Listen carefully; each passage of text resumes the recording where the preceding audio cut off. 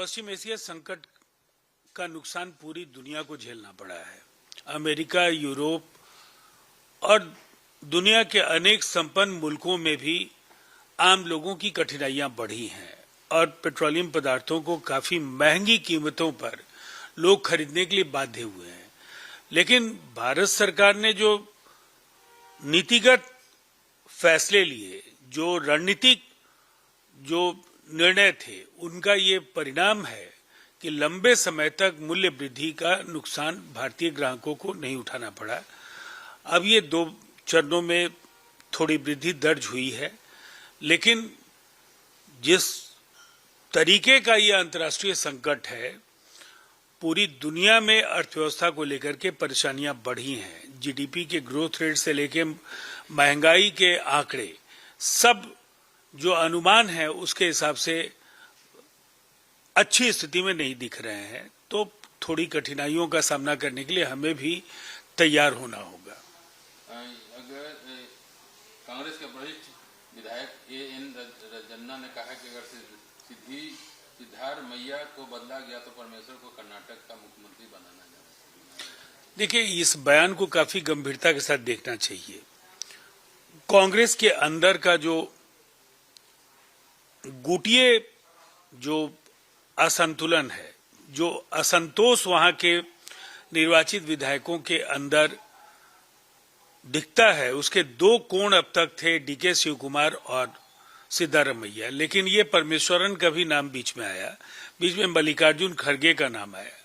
अब कमोबेश इतनी बातें हैं कि अनेक गुटों में जो ये विभाजित है कर्नाटक कांग्रेस, राहुल गांधी की उदासीनता अगर इसी तरह से जारी रही तो शायद कर्नाटक में भी आपसी तालमेल के अभाव में एक सरकार उनकी गिर सकती है। ईडी ने बैंक धोखाधड़ी मामले में आप नेता दीपक सिंघला को गिरफ्तार किया। पार्टी ने गोवा चुनाव से पहले राजनीतिक बदले की कार्रवाई बताई। बिल्कुल कहीं से भी ये राजनीतिक बदले की कार्रवाई नहीं है। सिंघला के खिलाफ जो आरोप हैं वो बेहद गंभीर हैं। मनी लॉन्ड्रिंग का मामला है और एक राज्य से ज्यादा इसका क्षेत्राधिकार है जहां उनके मामले दर्ज हैं। तो निसंदेह उनके खिलाफ ईडी ने अगर कार्रवाई की है तो उनके खिलाफ आर्थिक अपराध के बड़े मामले सामने आए और इसीलिए ये कार्रवाई हुई है। पश्चिम बंगाल के मुख्यमंत्री शुभेंदु अधिकारी ने सोमवार को अपनी पूर्ववर्ती ममता बनर्जी पर तीखा हमला करते हुए कहा कि ममता ने ही अपने ही घर में समर्थन खो दिया है और उनका राजनीतिक करियर खत्म हो चुका है। साथ ही उन्होंने भवानीपुर में उगाही और कट मनी प्रथा खत्म करने का वादा किया है। देखिए, शुभेंदु अधिकारी जी की बात को कौन नकार सकता है।